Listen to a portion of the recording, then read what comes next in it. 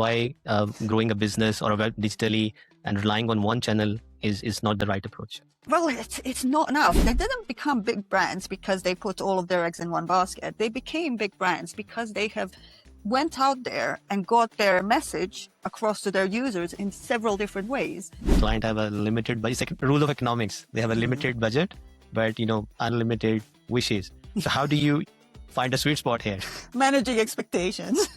So if you have a target that is really, really high, you have a budget of £500 and you want to use LinkedIn advertising, then it's about the math. I mean, on LinkedIn, your cost per click is anywhere from £5 to £15. If there was one piece of advice that I would give to anybody is, rather than obsessing about word count, what you need to do is go and have a chat with your customer service or with your sales guys and ask them what the audience would be interested in when it comes to that topic and talk about that.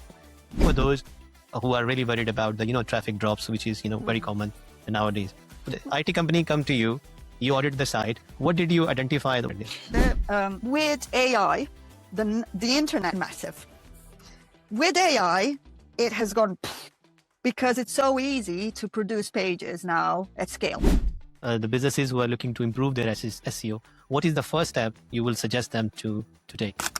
Welcome to the Website Growth Show, brought to you by WP Minds. I'm your host, Rana Shahbaz. On this show, we speak with business owners, agency leaders, and marketers to learn what's working to improve their websites and grow their businesses. You built a website, you wrote the content, you followed the playbook, but it's not working. The traffic is low, the conversions are worse. Today's guest, Amina Tamiri Watson, helps businesses fix that. She's the head of digital at Vixen Digital. Her work is simple: remove the guesswork from growth. In this episode, we talk about why most content doesn't convert, what great websites do differently, how to think clearly in a noisy online world. If your website isn't growing your business, this is where to start. Let's dive in. Amina, welcome to the Website Growth Show. Thank you so much for having me. Amazing. I'm excited to learn how can you turn your website your number one business growth tool. Before we get into your favorite recipe, can you share what is keeping you going as a digital marketer? What's your why? My why? Well, I really love my job. I always say I'm too curious to specialize, and that's very true because I really like the fact that I sit across channels. So at Vixen Digital, we're a digital marketing agency based in Brighton, and I'm their head of digital marketing, which kind of goes with this curiosity side of things. And also I'm a big believer in understanding what you're doing across channels and measuring what really matters, which is business results and revenue rather than vanity metrics. What keeps me going? I think my clients and my team, and then at home, my daughter and husband and things like that. Amazing. Why you are too curious to specialize? Why growing a business or a web digitally and relying on one channel is not the right approach? Well, it's not enough. Like, just think about how you buy. So the other day, what was I buying? So we are very used to thinking of high price items or services, high price services as something that we take our time over and we look at a lot of touch points. We look at their LinkedIn, their website, their Facebook, their Trustpilot, but that's happening even for the smallest purchases at the moment. So even when I'm buying like a face cream, I'm going to be sitting there, spending some time looking at the brands that I like, looking at the reviews for creams, thinking about what I, as a user, considering my age, my skin type, what do I need? So I think it was a few years ago, and this was like a few years ago, I went to a Google Ads kind of a meetup that they did at Google in London, actually. And they said that there were about average of 8 touch points for a user for anything, to buy basically anything. So if you think of the user journey that is complex, then you have to know all of those touch points and how they work together and how your brand and your services are actually showing up for your customers across all of these different platforms. And I mean, not to mention the whole thing with LLMs. now your brand is being surfaced with no context in LLM powered surfaces such as AI overviews. You have it in ChatGPT, Perplexity, all of them basically. But yeah, it's digital marketing is very wide, and I think there is real value in full stack marketers to bring, it's like orchestrating it all together. That's why. Yeah, I agree. And with all these changes going on around marketing and digital marketing, it is too risky to keep all your eggs in one basket. Like Right. SEO, SEO is all over the place at the moment. Yeah. Yeah, it's not just too risky. I mean, it's always been too risky. This is the thing. People think about big brands. How did big brands become big brands? They didn't become big brands because they put all of their eggs in one basket. They became big brands because they have went out there and got their message across to their users in several different ways. And they understood their offering. They understood their services. They understood their audience, first of all, before they went out to distribute their message. And it's not just one thing. It's very complex. I mean, and tracking that. I don't know if we're going to be talking about tracking, but tracking that journey across all of these touch points is it's a bit of a It's nightmare. complex. It's Yeah, complex. it is. When businesses, come to you, how do you define that you can help them win in a digital world? Okay, so the first thing is really understanding the business. So what we don't do is immediately jump into, oh, you got to do this. So even in the discovery phase, if, for example, the lead comes in and we have a discovery call, even in that discovery phase, it's all about listening to the company and asking some really logical questions. So, for example, how do you make your money? I mean, it's one of the questions that people Exactly. forget to ask. Tell me, how do you make your money? All of the different things that you're doing to get your revenue. And then you talk about their audience, you talk about their products, what is the price point, how do their sales work as well. This is, people kind of think if you're working in marketing, you're not asking sales questions. That's crazy. If you don't understand the sales side of things, how are you going to understand your pipeline? How are you going to kind of understand your, time to convert? And without those, you can't plan your marketing strategy. So we dig a lot. We dig a lot into the company, and that's where it all starts. And then obviously, before we get on a discovery call, I will always go onto their website and I will always try and give them some value from within the calls. Like, if you don't even go with us, you will get some value out of the discovery call and out of the pitch, because I come from in-house and this is the first agency that I've ever worked with. I wanted to give it a go. I've been here for over 4 years now, but I very much have this in-house mindset, because between you and me and everybody here, I really have this really touchy relationship with agencies. I've recruited agencies for over 10 years. It's a hit and miss. I even had like a procurement framework that was weighted scoring for agencies. So I've always been a bit like iffy. Will an agency do a good job or not? So now that I'm agency, I'm really we behave the way that we would like to, the service and the approach that we would like to have if we were on the other side. So I've gotten an opportunity to actually try and create with my directors an agency that I would like to hire. So you got to come with some value. You come with, don't give me these pitch decks that are copy pasted. I want you to go onto my website and I want you to give me some value in that deck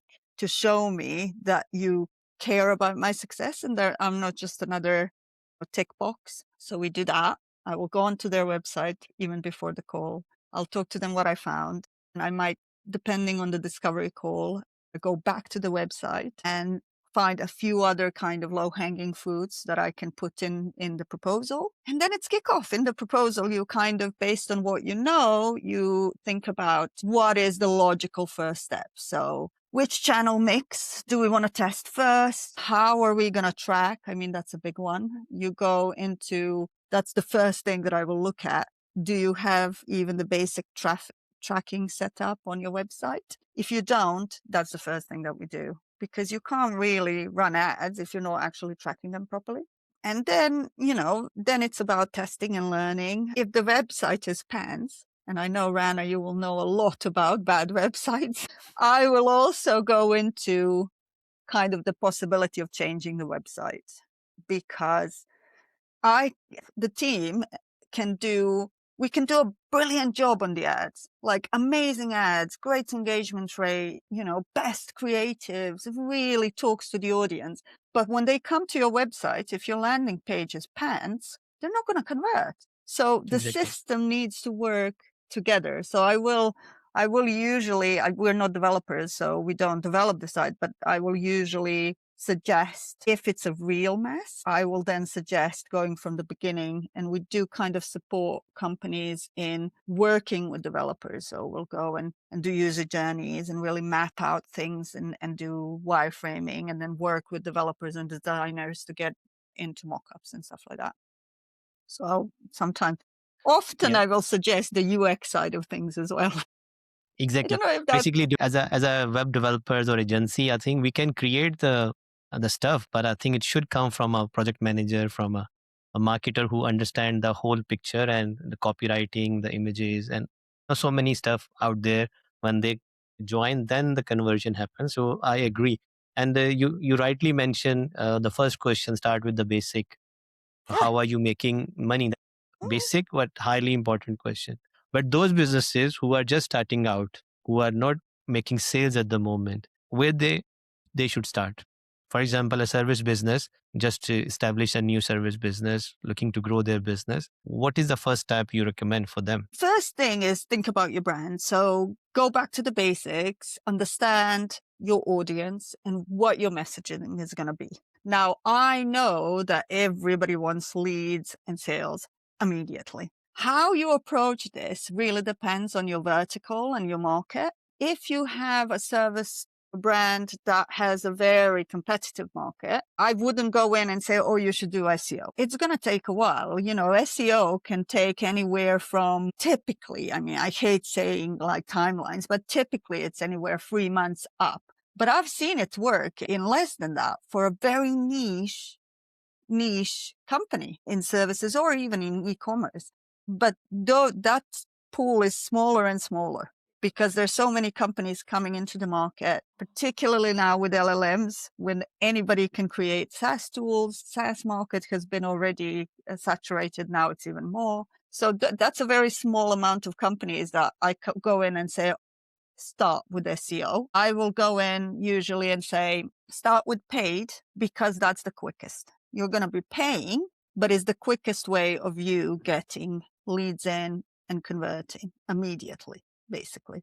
And we're talking about, usually it's Google Ads because of the high intent. And then layer that with maybe paid social. Particularly, you need to work on brand awareness in those first stages. So depending on your budget, running ads on paid social is brilliant. Even if you're talking about just boosting your posts in your organic social, open up your channels. You got to open up your social media channels. And then you can do a bit of boosting, put in a little bit of budget just to get the reach, because getting organic reach on social media is, it's the holy grail. Not chances of you as a new brand coming in and getting that are slim. The way to do that, and you should be doing that, is if you have an awesome product, really good messaging, and then running a campaign that will go viral. Now, it's very hard to do that. And the campaign needs to be hot. It needs to be something that is on trend. It needs to be something that really gets people going. It's not going to be cheap to run. So perhaps for a new service brand, if you want to do something like that, if you don't want leads right away and you have a very limited budget, then, get a really good PR campaign out that you can also use on your paid social to get some amazing reach. I think if I was to choose one, probably that would be it. Not Yeah, everybody has the great. money. Yeah, great advice. SEO is for the long term. So normally, normal people recommend you start with SEO, look at for long term results, and for the quick results, you come in with paid and the social ideas, which are normally quick to bring results. You mentioned budget a couple of times. So when you are starting a new project, often this is a very difficult part of the process that client have a limited budget. It's like a rule of economics. They have a limited budget, but unlimited wishes. So how do you find a sweet spot here? Managing expectations.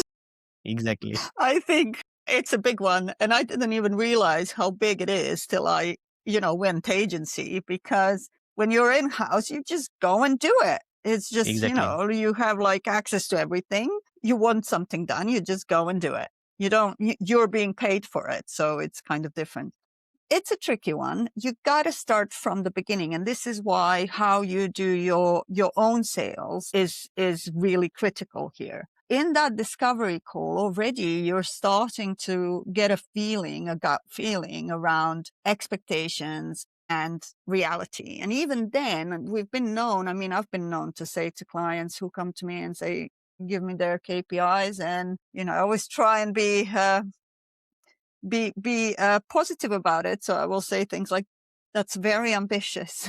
And then I will walk them back. So if you have a target that is really, really high, you have a budget of £500 and you want to use LinkedIn advertising, then it's about the math. I mean, on LinkedIn, cost per click is anywhere from £5 to £15. With a £500 budget, yeah, it's all in the math. It's not gonna work. Right. You're just not gonna get the amount of audience that you need to get that conversion. So yeah, it's a tricky one. Everybody wants to do a lot, and again, I kind of go back to the brands that you see. Those brands started somewhere, and they had to have some kind of budget to be able to get to the big budgets that they have today.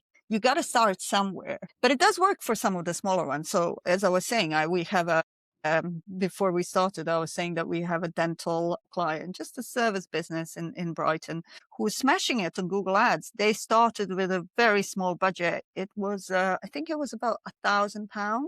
And now I think they've doubled or definitely doubled, but maybe even tripled that, because it just works for them. So it's testing. Amazing. Yeah.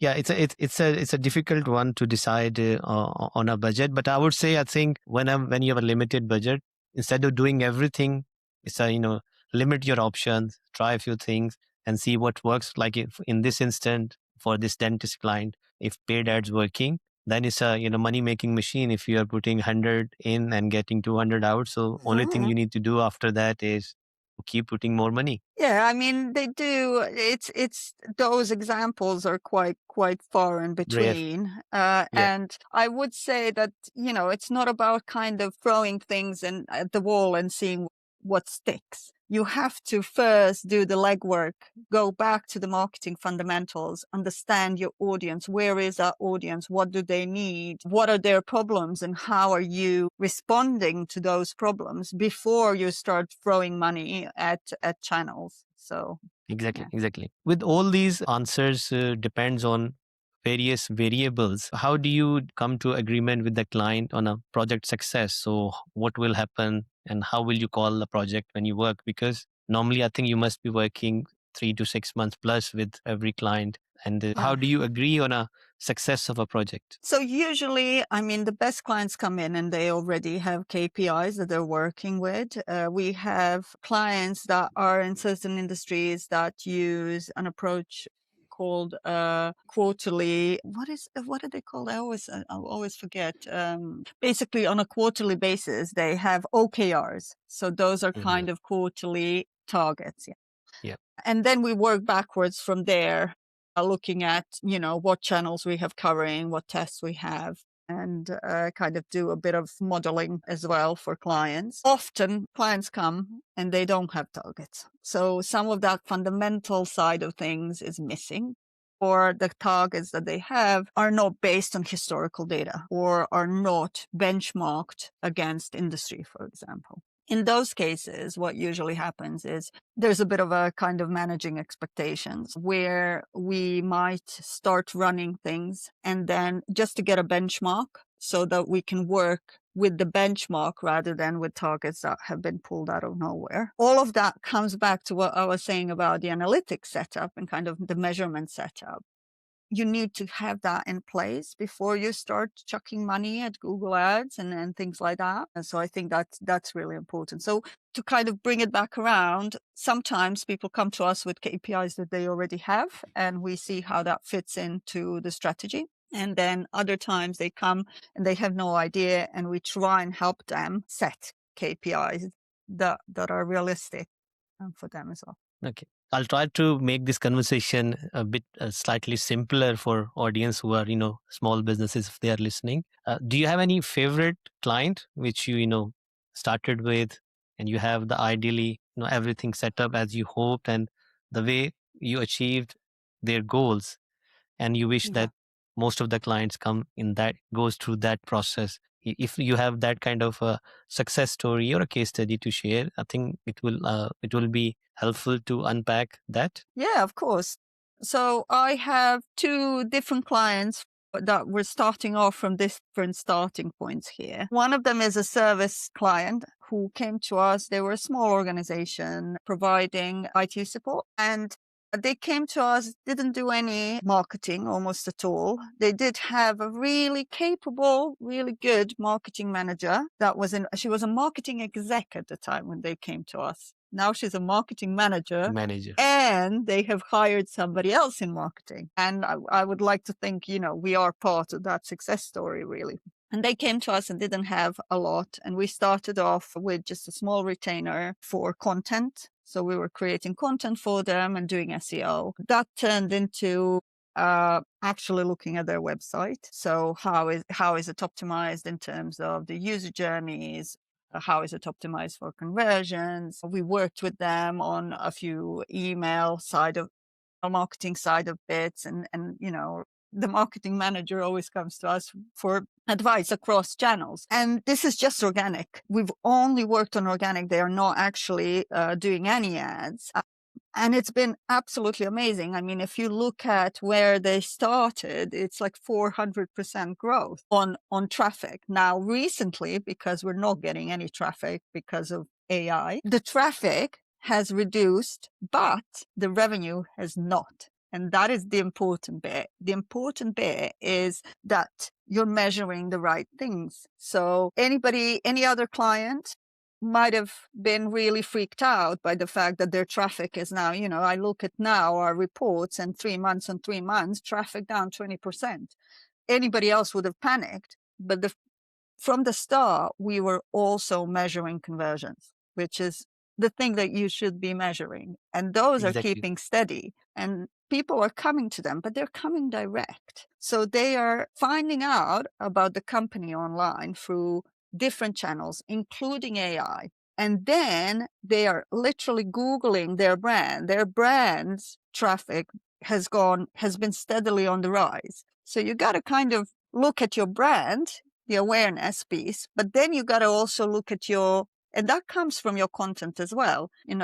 We do, I think it's they've increased their retainer. They've doubled their retainer since starting. And we do anywhere between 4 and 6 pieces of really good pieces of content with their team. And this is after we helped them redesign the website, did all of the technical, and we checked the technical still. And those pieces they do appear in AI overviews and LLM AI kind of chats, and I have to constantly remind myself that not everybody will understand. So they do appear. Don't worry. I'll unpack this one. This is a very interesting, exciting story. First, I want to make one comment. You were very happy when you were mentioning marketing executive and marketing manager. So if I get it correctly, I think we experience that as well. Whenever we have a marketing manager we are working with, we have a great success with the project. When we are working directly with the business person, generally there are difficulties even getting content and other stuff. But this is a very interesting story. So let's make it easy for people to understand and see how you approached it and whether it can help other people, especially for those who are really worried about the traffic drops, which is very common nowadays. So the IT company come to you, you audit the site. What did you identify there? Well, for them, there was a bit of kind of technical SEO cleanup. We looked at how their website is indexed. if they have pages that are not being indexed, why, how Google is crawling their website. There's a lot of kind of these. We do like an audit, a technical audit. We looked at from a UX perspective. So from user experience, how fast is the website, for example, how their forms are working. Are they tracking their forms? How are they tracking their forms? I mean, it takes 2 days to do a full audit. It's a really kind of, really looking deeply into the technical. And then you go and look at the content. When we started, they had a blog, but their content production was low. They didn't write a lot. So we helped them start writing pieces that will show Google that they are experts in their field. And that obviously then helps you rank and helps you build this trust and authority in your area. And that really translates then even now when the traffic you're not getting the traffic, but that doesn't mean that people are not reading your stuff, because they are. A lot of AI is what's called grounded, which means you ask an AI something and it will look online for the answer.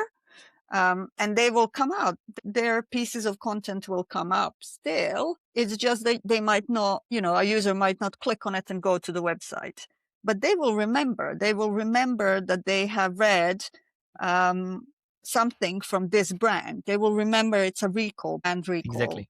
And then they will go, and when they want to get IT services, they will literally put in the brand into Google. Yep.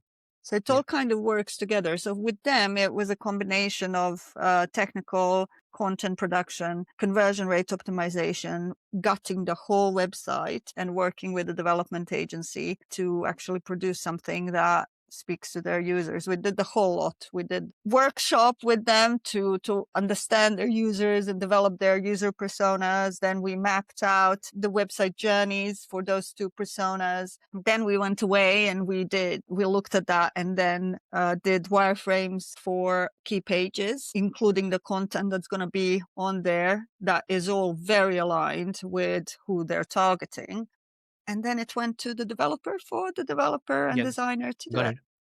it. Very, very interesting. And you mentioned indexing pages. Used to be like a publishing more was the advice. Now I'm reading and hearing more it's not just more pages, about a quality of the pages. So how do you tackle old pages which are not adding values, or the thin content? Do you still index those pages, or do you no index those pages and keep the quality pages indexed only? Is there anything working for you here? So we always try and do like a big content audit every kind of year, or depending on the size of the site. You do want to cull pages that are not getting you anything. And that has been the case always. It's not only now. I think it's more important now because with AI, the internet massive. With AI, it has gone because it's so easy to produce pages now at scale. So what that means for Google is that it's much more expensive to crawl. It's much more expensive to go and visit your site. So what has started happening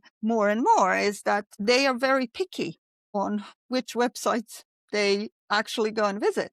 So you better make sure that the stuff that you have on your website is of good quality, because particularly now I don't want to get too technical, but with agentic search and agents coming in and agentic commerce, a user will come to your website. They will try and buy something or try and fill in a form if you're a service, and the form doesn't work, or they can't find the form, or they filled it in, but they don't know if did it go through or not. So really bad user experience. Now, a human, if I really want to hire you, Rana, as a development agency, and I know your agency, I know your brand, I'm going to persist. So I'm going to go there and I'm going to struggle with your form. I'm not saying your forms are bad, but let's say as an example. I got it. Yeah.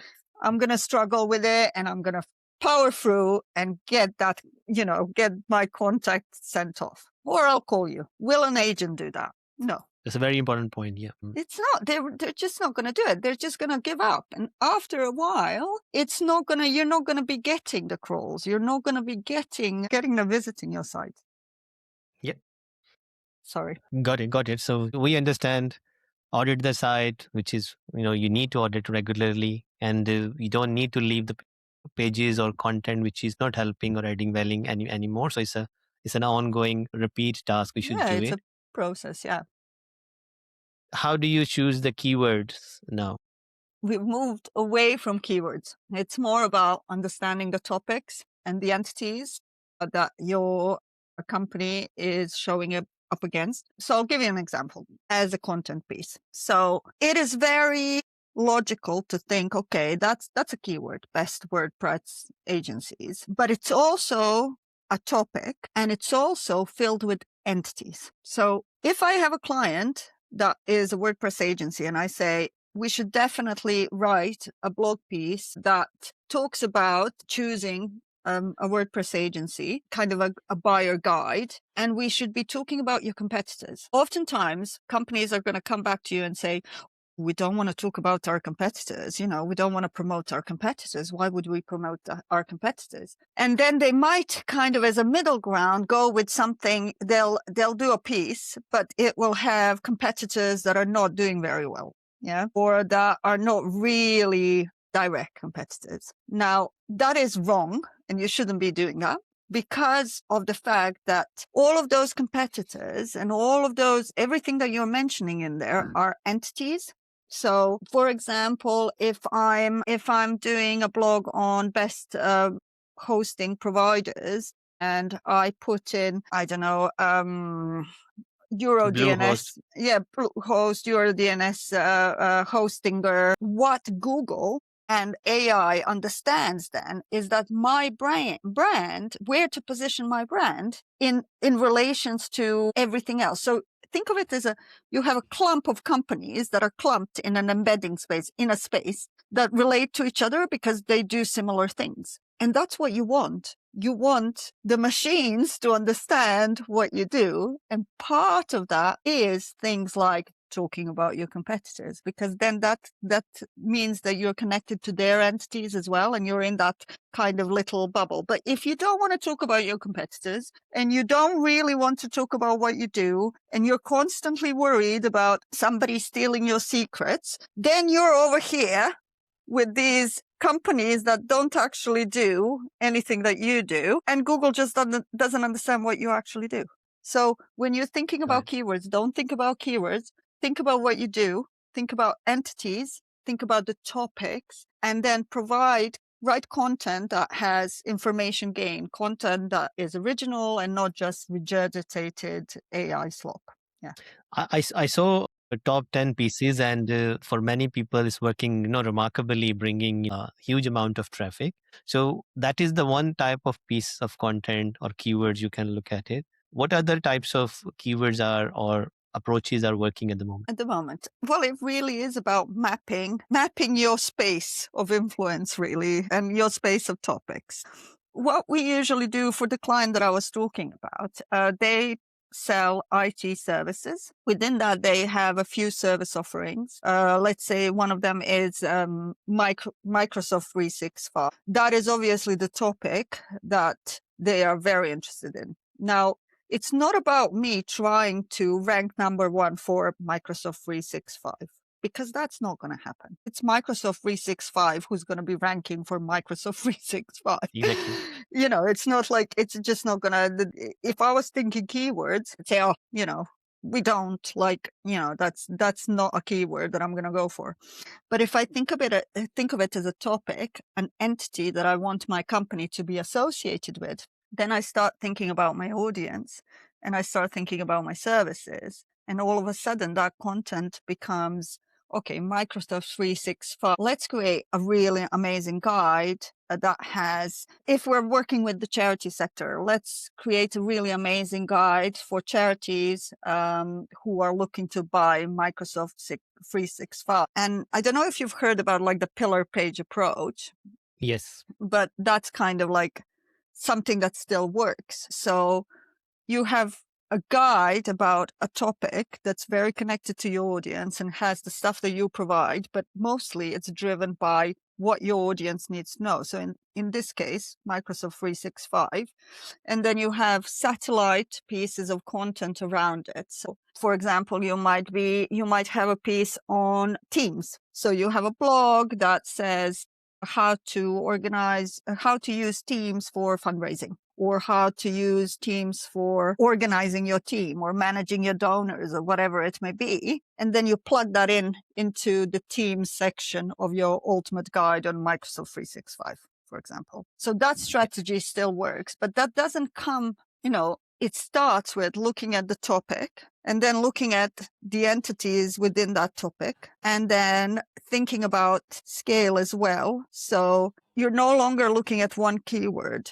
You're looking at a whole topic and the little, the topics within it and all of the possible kind of keywords, entities, everything that comes under it. So if it's Microsoft Teams, you expand on that subtopic. You think about what's in there, and you prioritize by doing your keyword research around these topics. And it's about the intent rather than the volume. Exactly.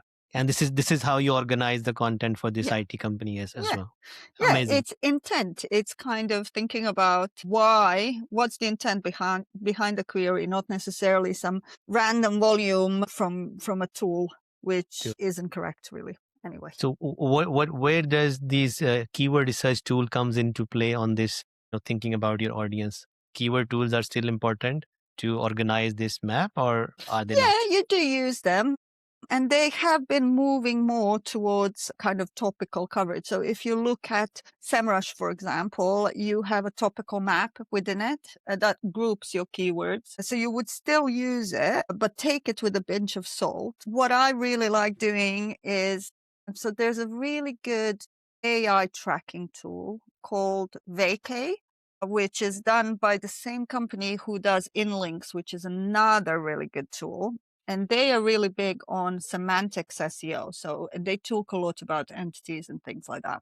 So if you want to track your LLM traffic, by the way, I don't have a link or anything. I just like the tool and I know the Yes. guys behind it. So there's no affiliation or anything. Then I would recommend that, because the way that they approach it is through semantic SEO and through entities and thinking about, for example, for one of our clients, I discovered one of the topics that we don't really write enough about is compliance and kind of the legislation side of things.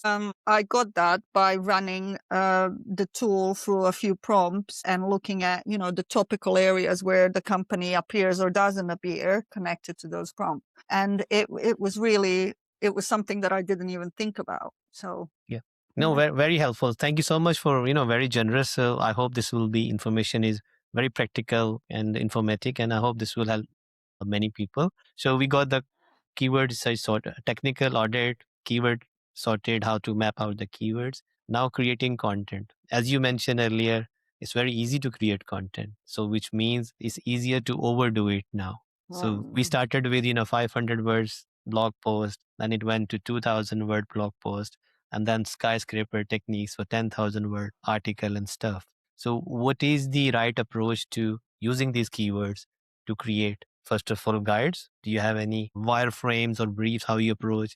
Do you go 10,000 words, or do you just cover what needs to be covered and then support with blog post? So I always start from intent. So I don't start from volume. I do look at the SERPs. So I will look at the Google page to see what's ranking, because that's part of kind of the process. I think the most important thing is, again, to answer the questions that your audience has regarding whatever topics you're covering. Now, it's not about the word count. If there was one piece of advice that I would give to anybody is, rather than obsessing about word count, what you need to do is go and have a chat with your customer service or with your sales guys and ask them what the audience would be interested in when it comes to that topic and talk about that. So, have a look at what's ranking, obviously, but be different. Provide something unique, provide something valuable, provide something that your audience actually has not read on every single article out there that's been churned out by an AI. Be helpful, show up, So yeah, we do briefs. So what we usually do is we will do a brief and we will do all of the usual research that you do, looking at the SERPs and looking at the topics covered, looking at the questions. So people also ask questions are really good. There's a really good tool called Also Asked that pulls people also ask questions even at scale, which is really, really good. And I would recommend, again, not affiliated. And just to make sure so people don't think Yeah. I'm selling tools here. So we do the usual. We tell them, have a look at these 3 pieces of content that are currently ranking. Do your internal links. These are the links that we would suggest. These are a few external links where there's really good, for example, stats around your topic and things like that. So the usual. But then we also ensure that they are providing additional value. So for this client that's in IT, they run webinars. I mean, their webinars are absolutely amazing when it comes to value that it's nowhere, nobody else can, provide that. This is their experience from working with companies for, 15 years. So what we do is we will run the transcript of their webinars through a notebook LLM, and we will ask it to give us, what is it about, give us some learnings and things like that. And we will pop those into the brief. And we will say, embed the video at, 5 minutes 10 here and put it in the text. So it's also multimedia as well. And it's providing something valuable. This is a fantastic advice, and also I'm involved creating our own content as well. So I always speak with the team, and I This stuff. normally so this stuff, and I think I have a mental note is with all these tools available when you producing content is so easy. I think your uniqueness, your creativity, and per word value. The more per word value you are providing, the better your chances are to get Authenticity as well. authenticity in return. Yeah, As well. exactly. And these Authenticity and podcasts, value, basically value. The shorter the content, the quick value, to the point, 1 to 3, we can do that. I think generally that's what everybody is looking to do yeah. more. So fantastic. So we got the create the content. So after that, how did you promote the content? Did you do any link building stuff or any promotion, or doing research? Producing good quality content was enough to move the needle. It's about repurposing. I mean, one of the things that I see companies do wrong all the time is producing content before they thought about distribution. Distribution and repurposing is where your content lives or dies. You could Wow. have the best amazing piece of content, particularly now when you don't get the traffic, and you create it and then it sits there on your website, and 3 years down the line, somebody, 2 years down the line, somebody's creating the same thing without even noticing that you actually have it. So what you need to do is think about that piece of content. How is it going to work harder for you? So as an example, we also have a podcast. It's called SEO's Getting Coffee. This is how it should. Currently, we're very busy, so we are a little bit behind. But when we planned, it was one podcast. What does it get us? It gets you all of the organic social media posts. It gets you, 5 little shorts for YouTube. It gets you have to go onto your website, do a search, see what you have written about this topic previously. So you update older content with learnings that you have from that one podcast episode. As our guest said in this, and then you link it and you put a video in, or the short within that old piece of content. So everything that you do, how can we repackage this? Can we I'd love to have time and go and review all of the podcasts we have done and group them, use an LLM to group them into topics. And then I'd love to do like a guide that's based off of, let's say we're talking about indexing in 20 podcasts, what experts are saying about indexing, and using those podcasts as a basics. And then once you have the guide, you're thinking about, okay, do I have some graphs that I can use on social media? Can I push this guide to get me mentions and get me links? How else?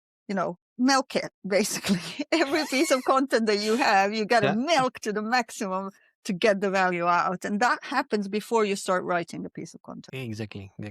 Thank you very much for revealing my secret of, doing this podcast. And I couldn't explain this to my team better than what you did. Oh, so I that's have a what I'm graphic. saying. I have a graphic for it. I would love to have that, because this is what we are planning. Currently, we were writing blogs separately, newsletters separately, and podcast this one. So I'm telling my team members, okay, let me produce this podcast only, and you should, base everything out of this, which can be very helpful for everybody and less work. So amazing. I agree. So after that, publishing content, this is what you do. You repurpose it, and this is how you promote it. And the results were 400+% growth. Yeah. Yeah, for one work, I mean, I don't know the exact numbers.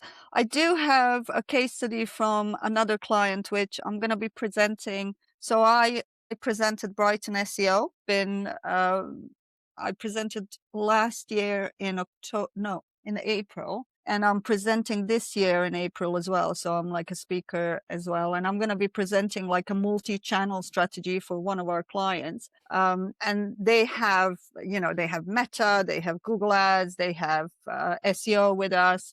And I was looking at their results. So because they are an established brand, it's kind of, if you're starting off, a 400% increase when you're starting off of zero isn't, like those numbers look impressive, but it depends on what you started on.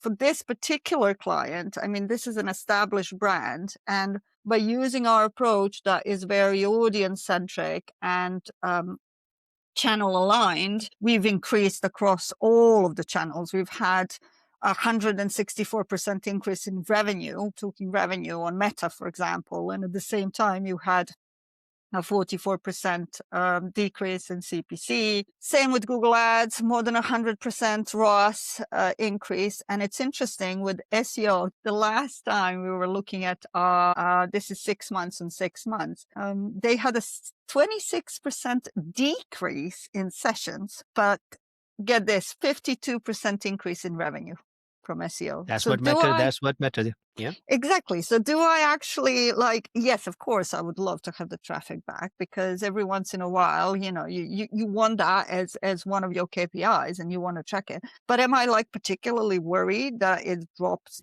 26%? No, because my revenue is up. Exactly. And the case study we discussed, I think that's an excellent case study for many small businesses with a limited budgets who are trying to improve their SEO and working on a long-term plan. So I think that can work for many businesses. You've been on to lots of SEO conferences, and one reason or another, although you hate to specialize, but we ended up, discussing the SEO case study. So SEO is very hot topic with AIs, all these changes. Any SEO myth you want to burst today, which is your favorite one? Oh my God, don't get me started. There's so many. I get really riled up. Just one. We are conscious of time. I think I would go for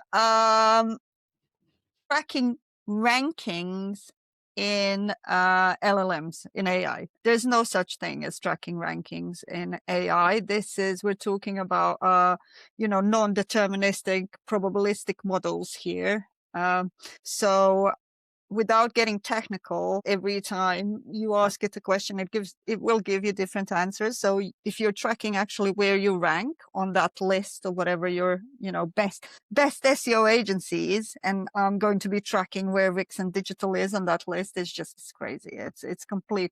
It's a myth that you can actually reverse engineer a neural network and that you can actually track ranking in LLMs. That doesn't mean you shouldn't be tracking LLMs. It just means that you need to think about it differently, thinking about it around visibility and how you're presented rather than a random number in a list. Got it. So focus on providing value. I think you will get to better results from LLMs. Brilliant. Yeah. During all these experiences, you worked in agencies, working as a digital marketer as well. What is the unusual habit or hack that really helped you, with your work?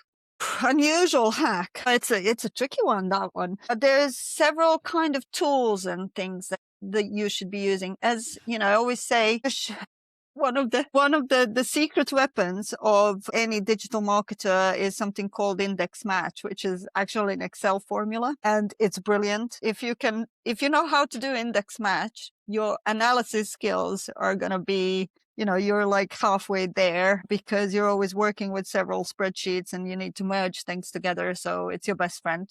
Don't use VLOOKUP. Use index match. So that's a secret weapon and kind of one habit, kind of understanding kind of these little formulas and things, which is quite easy now. Also regex, using regex when you're trying to do your reporting. Another one. LLM's brilliant at giving you regex to use in your Google Analytics. I'm terrible when it comes to kind of, I wish I could say the habit is turn off your computer at 5 o'clock because you want to have your family time. I am notoriously bad at it, but partly because, I love my work. So for me, it's actually relaxing at 9 o'clock to read like a blog or a paper on LLM or whatever it may be. So perhaps secret weapon is be authentic to yourself, just be yourself, and don't do you really and show up as you. Be kind to yourself as well. Yeah, exactly. That's it. And the next one is, what are the couple of biggest mistakes you see clients making? Particularly, we discussed more about SEO. So when it comes to SEO, any common patterns, biggest mistakes you see people making, which you can point it out to help them avoid doing it? I think biggest mistakes are not tracking what matters. So being too bothered by tracking everything and anything and not actually thinking about what your KPIs should be. I think and not having it set up properly. So that's one. The second one is silos. I think that's a big problem. I think we always talk about aligning across channels, but it's very difficult. And it's a mistake that everybody makes. We spoke about content and not thinking about your distribution and repurposing frameworks. That's a big one. And on the tracking, thinking that there is such a thing as correct attribution. There isn't. They're lying to you. All those platforms are lying to you. There is no such thing. Doesn't mean that you shouldn't be measuring things. I think those kind of three are the ones that I see over and over and over again. And just not being able to communicate with your C-suite as well and communicate with your stakeholders more widely, developers, people, companies not being able to communicate with their developers. Yeah. Buy them cookies. Excellent. That works. Yep. Cookies Excellent. work. So to wrap up our conversation on this SEO, the businesses who are looking to improve their SEO, what is the first step you will suggest them to take? Well, other than going to our website and filling out a form. Yes, on top of that. Yes, on top of that. Okay. Be sure that SEO is the primary channel, the channel that you want to use.